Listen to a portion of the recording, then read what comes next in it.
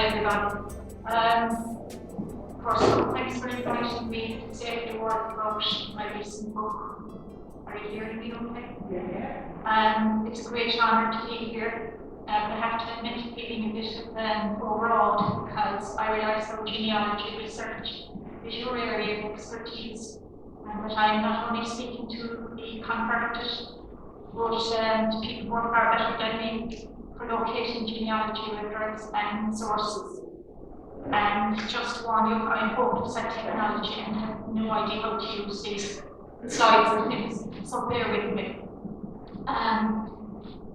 As Eddie said, I'm from Kimura, and Fallen Leaves is actually my second book. The first was called Kimura Fields, and it was published in 2016. And in that I described a sheer bliss of walking in the local fields in an approximate 2-mile radius. The wildlife encountered there, my dismay at the destruction of habitats due to modern agricultural practices, without alienating my neighbours who might have barred me from the fields. It was also an opportunity to include the local history and the archaeology of the area, folklore and supernatural events, but also the thoughts and feelings experienced over about a 6-month period as I climbed gates and ditches under and over electric fencing and stood and stared at the extraordinary views, cloud formations and changing colour patterns. It was a brief period of feeling immersed in the landscape, completely at one with nature and closer to God than I've ever felt in church, and an experience I will cherish for the rest of my days. What's that thing I've got to do with this very different book, you might ask? Perhaps it's because I brought some of those instinctive feelings, thoughts, and intuitions to this new book. I will attempt to give you an outline of why and how I decided to write Fallen Leaves based on my genealogy research. The research on my ancestry has been ongoing for at least 10 years.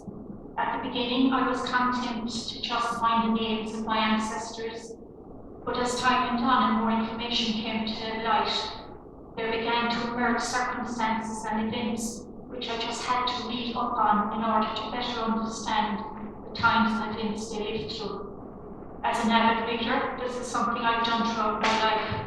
If a topic of interest presents itself, I have to buy a book, buy several books. Our house is coming down with books, I'm afraid. Writing myself was something I had never even considered or had any wish to do. Even if I had, I never dreamt that there would be enough subject matter in my genealogy research on which to base one. After all, my ancestors were just ordinary people. I had even toyed with the idea of calling the book Ordinary People in Extraordinary Times. But in the meantime, there was Decadence and Theories, and a couple of books came out similar to that name about the women of the Revolution. I came to believe that basically because of my great interest in history, that it seemed only natural that as each new ancestor was revealed, before long I found myself placing each individual in the era in which they were born and lived. I also began to feel the joys, the sadness, the fear and courage of these people. For instance, the fact that all my great-grandparents were born during or around the years of the Great Famine, and that was revelatory. Famine was a subject that greatly bored me at school, and with the ignorance of youth, felt, well, what can be done about it over 100 years later? But now it began to take on a significant interest. I remember being astonished to equate the fact that I exist because all 8 of my great-grandparents survived that terrible event, and that if even one of those 8 wasn't in my DNA, I'd be somebody else entirely. A part of me would have different characteristics than I have now, or I wouldn't be here at all. To this day, I'm still profoundly affected by that, as it brought home to me the reality and the tragedy of the famine, probably more so than any book or documentary I've seen. It has also raised questions as to how and why did they survive when so many didn't. Specific answers to that question will never know the answer, but it was most probably because that they either had secure employment or family farming connections, and some definitely did. Like many of the imponderables of life, it really brought home that our very existence is but the throw of the dice with very few certainties, except the inescapable certainty of eventual death. The fact that one of my great-grandmothers was born in a townland called Brownwick, which although in the parish of Kilmichael bonds Kilmichael or Kilmurray parish. And because I knew how bad the famine was in Kilmichael, this served to also hammer home the miracle of their survival. A number of years ago, the Kilmurray Historical and Archaeological Association, or KHA for short, had organised a field trip to that very townland by Michael Galvin, a local historian and author. And there we had visited the site of the famine graveyard. It was there at that invisible burial ground that we learned of the enormity of the death toll and realised that my great-grandmother would have been all too aware where almost certainly family members and their neighbours lay buried beneath the very soil of their townland. Today, but for the monument, one would never know that hundreds of people are buried beneath the grass of what is now just another farmer's field. That townland of Brownwick has become very special to me.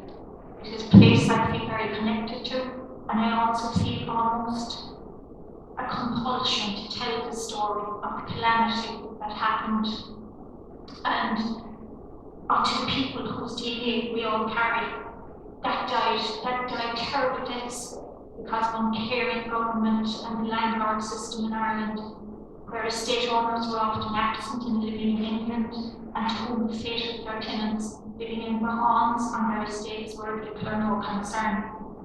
As my genealogy research deepened, so did the catalogue of different subjects that emerged. I began automatically placing more and more of the relevant dates pertaining to my ancestors within the context of history. So while many may regard history as irrelevant to us today, I feel strongly that even a little knowledge of history is essential in order to understand the lives of our forebears. If we can view history through an ancestry lens, then it stands to reason that our forefathers lived through the history we read about or watch programs and documentaries about on TV. As I built up photocopies of each individual civil or church record and began building a broader picture of each family line, I not alone felt a great sense of satisfaction in adding each individual to my family tree, but something else entirely unexpectedly began to happen. And that was the love I began to feel for these individuals who lived 100 or 200 over 200 years ago. That love was something I had never considered ever happening for just names and relevant dates. Gradually, these names that I could never truly know began to become very important to me. And it was as if in just discovering their name in itself enabled me to take each individual record to my heart. And this bond began to develop with all these dead people as I began to build complete family lines. Something else I hadn't envisaged, and that was that there began to develop a better sense of who I am and to feel more complete. These were my flesh and blood. It became a journey of discovery as if I were being introduced to living relatives. So absorbing were these relationships with the dead that I found myself spending far more time with them than with the living. And perhaps that is something you yourselves have experienced too. To give a further explanation of why the idea of writing about these ancestors took hold, I give it as an example my maternal grandmother. I always knew she was in Common Mom, and we had her War Independence Medal. So several years ago, before the wonderful online resource that is there now, I decided to contact the Department of Defence to inquire if they had any records on her. And about a year later, in the post arrived a large envelope of military pension records, and I was blown away by the information contained within. At the time, I was very involved in the KHA and subsequently Independence Museum Kilmurray, and a decision was made at one meeting that once a month, a committee member would give a talk on an historical matter, topic of their choice. And I offered to give a talk on my grandmother based on these military records. I didn't realise then that that talk based on her records was probably the nucleus of building a book around my ancestors' lives. But I realised also that in order to do that, I would have to do a lot of research in order, so to speak, putting flesh on the bones of my long dead ancestors. Also in time I came to realise that there were 11 individual stories which could be written about. These stories equated into the 11 different chapters in the book. Some are interlinked and others are standalone, which makes reading the book less daunting. It can be approached a chapter at a time, and the feedback so far has been exactly that. Several readers have told me that once they started reading, they found they could not put it down. Just to skim through the ancestors, I built history and stories around Infallen Leaves. There are great-great-grandparents who were born before Catholic emancipation. For most of my life, I'd never thought about the real people in my family that lived way back then, so that was extraordinary to me. They didn't have a vote, and they didn't have any rights of tenancy. Neither had they access to education unless they could pay a head schoolmaster. They could be evicted at the whim of the landlord. One of my grandfathers died a month before my father was born in 1921, and there is confusion around the cause of death. Maybe unsurprising as the War of Independence was raging at the time.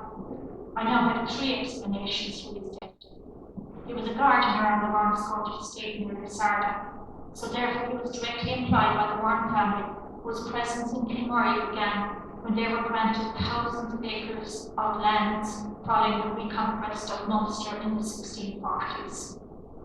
I discovered that this Harrington grandfather was the youngest of 5 children, 3 of whom died of measles within a month of each other. The 3rd died on Christmas Eve, and it broke my heart to think of the terrible Christmas my great-grandparents experienced and every Christmas afterwards. What's more, my great-grandmother buried her husband within a year of her last child, my grandfather being born. A 4th sibling, his sister, died shortly after childbirth in her early 20s.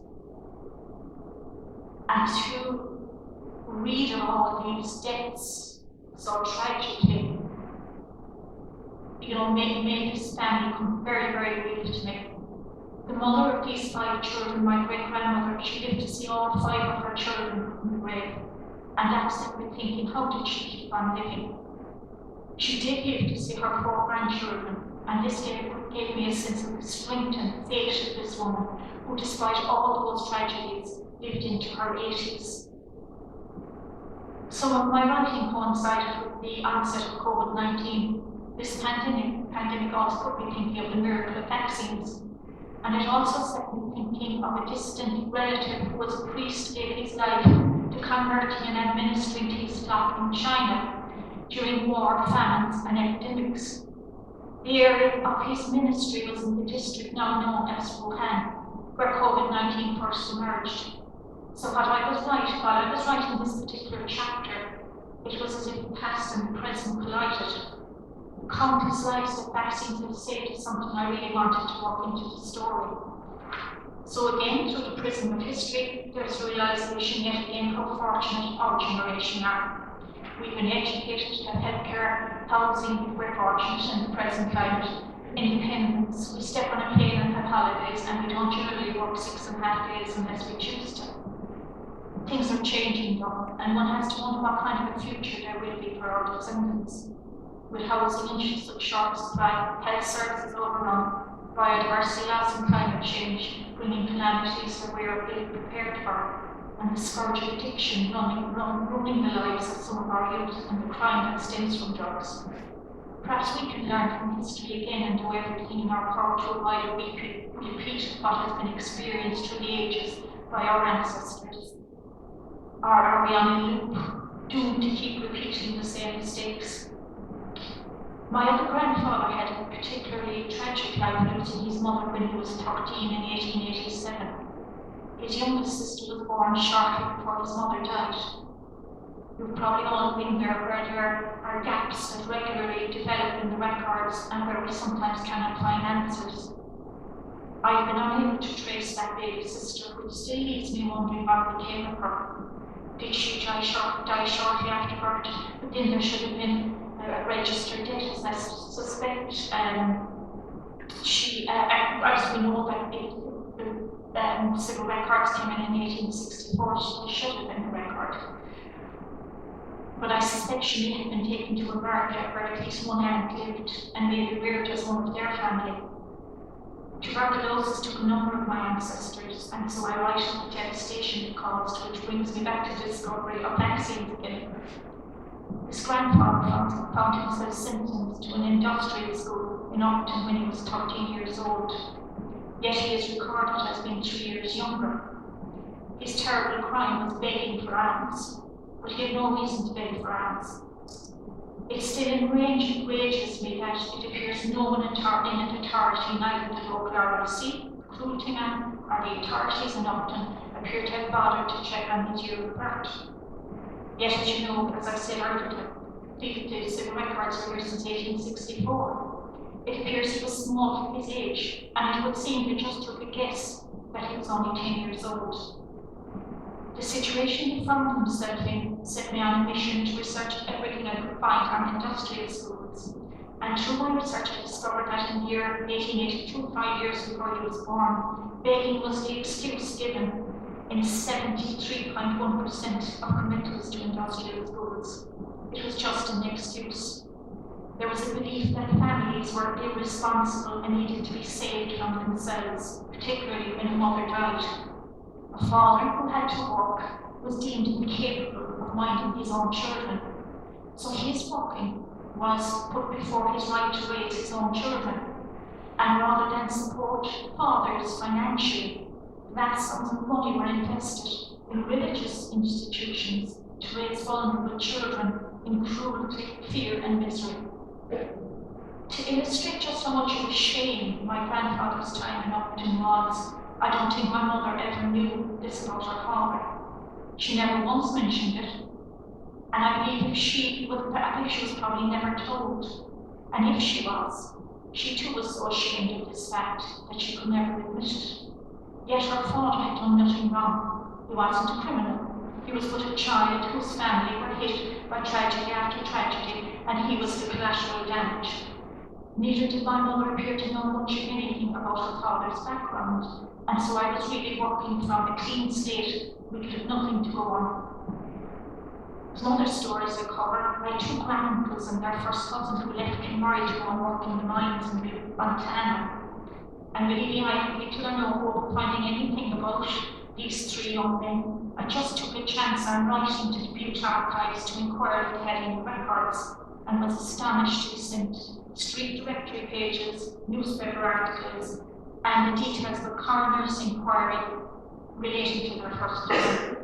One of my granduncles I've been unable to trace simply because his name was Jeremiah Hurley, and there were several with that name. In fact, Butte was full of Cork people with all the Cork names like Hurley and Harrington and O'Sullivan and O'Driscoll, and so it was astonishing really. He without doubt made up his date of birth, and it's something many of my ancestors did, as they had no idea of the day they were born. There were no birthday parties then for the average family, but when you think about it, there were people who had little contact with officialdom and lived lives with little or no reason to give their date of birth or to know it. Whereas today, every contact or transaction we make with a government department, a health service, or a financial institution, first you will be asked is your date of birth. To this day, I cannot comprehend why my relatives decided to go to Butte. Yes, Ireland was poverty-ridden and working as farm labourers was very poorly paid, and they worked long hours in all kinds of weather. Farm labourers weren't always treated very well either. But these 3 lads chose to make their living in one of the most dangerous occupations in the world.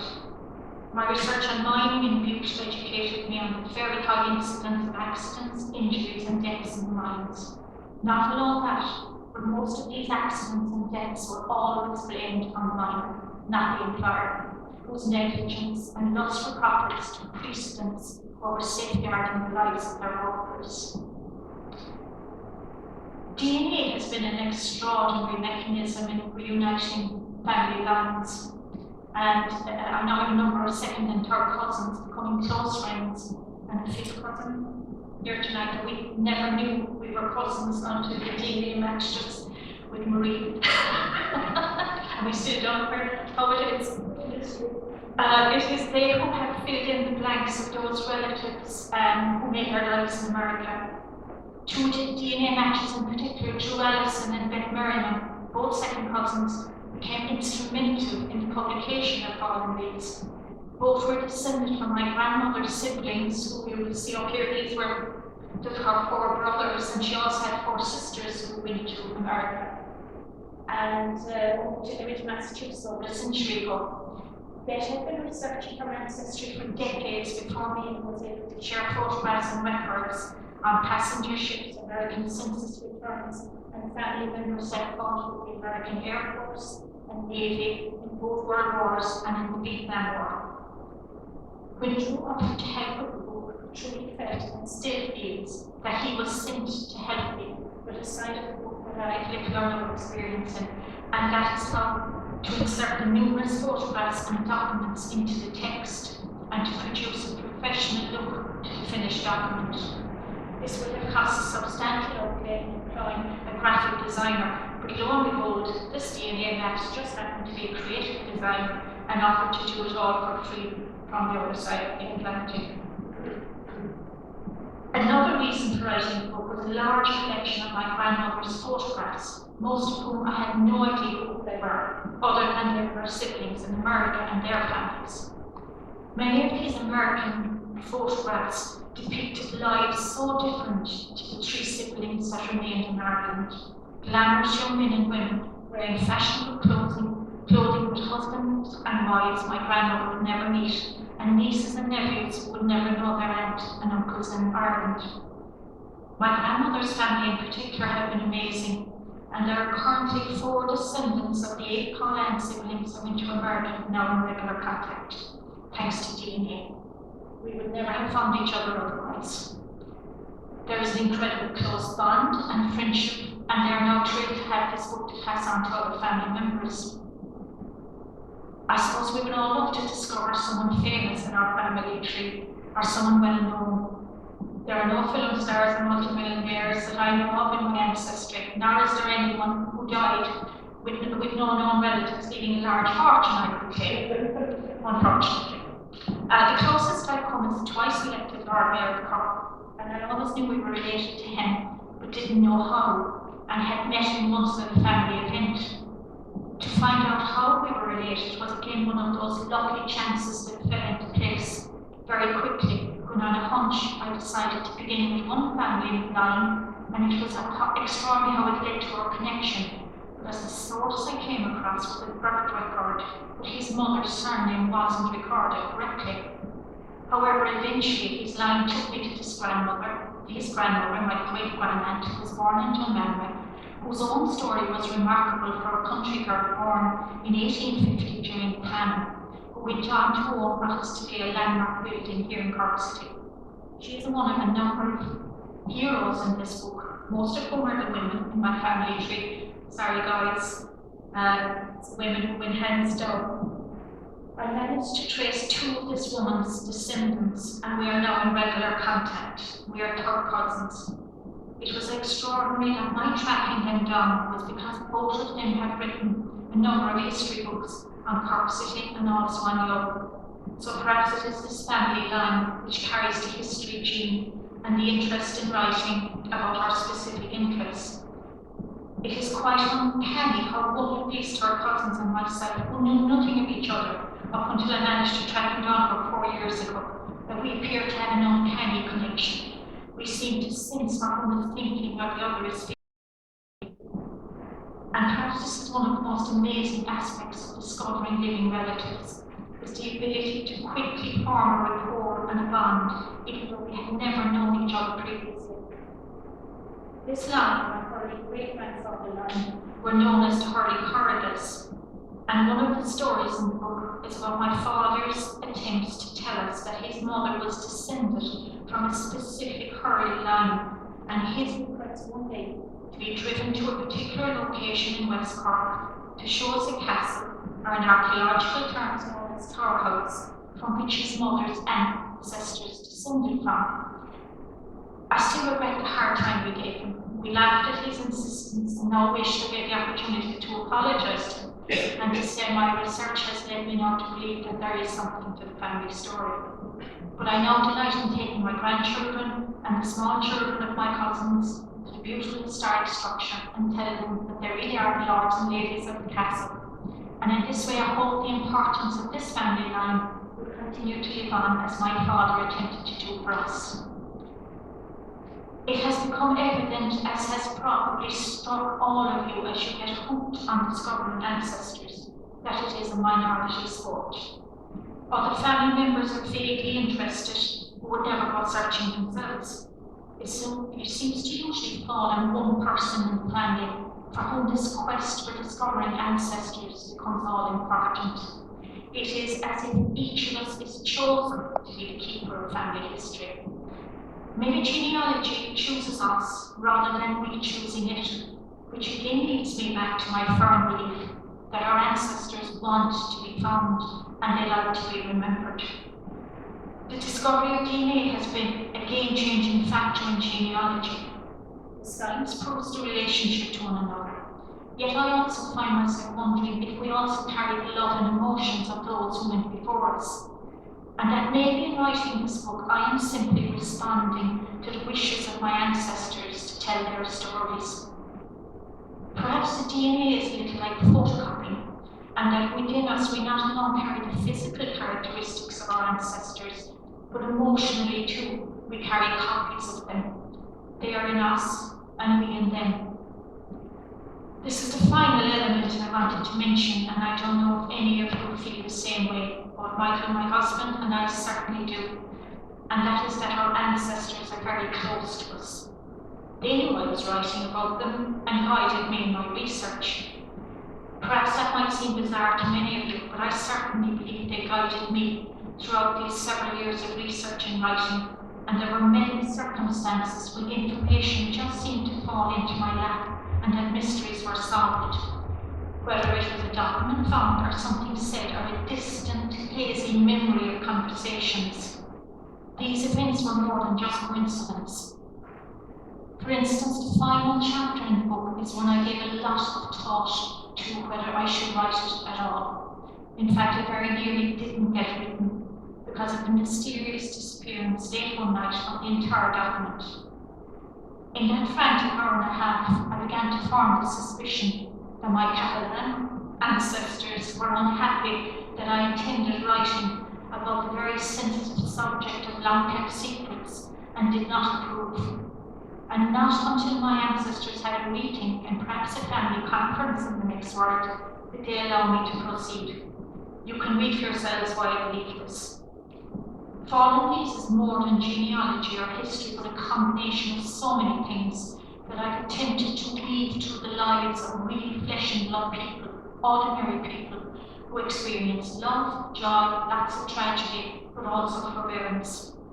As you equate dates and eras with your ancestors, the times they actually lived through and the hard daily slog to just survive against so many odds, our ancestors transform themselves from ordinary to extraordinary human beings. We are who we are today because of those who went before us. Having now spent several years researching and getting to know my ancestors, I find myself advising everyone I meet to go and research their own family lines because it is so rewarding. Knowing from whom we are descended makes sense of our own lives. It enhances and affirms us. Although we are only able to identify a few generations before us, it is extraordinary to dwell on the fact that we are but one generation that stretches back to millennia. Each of us is a complex mix of DNA inherited from random ancestors, inheriting traits and talents, faults and failings. I also believe we are never alone. We inherit emotions, beliefs and fears, but also instincts, intuition, inspiration, and the spiritual, an invisible umbilical cord that connects us still to those who went before us. Genealogy, you would have discovered, is a solitary interest. Trawling through records, as you know, it's very time-consuming. Yet when you catch the genealogy bug, it's very difficult to shake it off. It becomes an obsession, or at least it certainly was for me. Every spare minute I ate, I concept genealogy. And those of you already infected by this bug will understand what I mean. Then somehow my husband Malcolm caught the genealogy bug too, and if I was bad, he was worse. His efforts at research are far more thorough than me, and he leaves no stone unturned. So maybe he should be giving his talk. One of us in the house with that, the two of us, well, you can imagine, very little else gets done. And so with this book finally published, I hope this coming year we might actually get on to redecorating our home. One final point about the research we're presently engaged in, and that is the gift you will have to pass on to your families and descendants. Everything, no matter how little you know about your ancestors, should be recorded for the generations to come. I firmly believe it is the greatest gift you can give to immediate and extended families. At some time in the future, along will come someone who wants to know about the people and circumstances they are descended from. For that to have been already researched and compiled by you will be better than winning the jackpot, because you are quite literally giving them their bloodline. Not to mind the years of research it will have saved them. If you can enlist another family member to help you with this task, then all the better. And that's about it. Thank you for listening. It is my honour to present your society with a copy of Fallen Leaves in recognition of the wonderful work you do and the extraordinary source that you make available to members such as I. If someone comes along in the future whose family line is one of the families within these covers, then that labour of love will have been well worthwhile. I've also brought along a few books if anyone is interested in purchasing a copy, and the profits and sales are being donated to Independence Museum Kilmurray. Thank you, Eddie, for inviting me to talk here tonight, and I'd like to wish all of you a fruitful 2023 as you either begin or continue the quest of discovering more ancestors, because in truth the quest never ends. Thank you very much.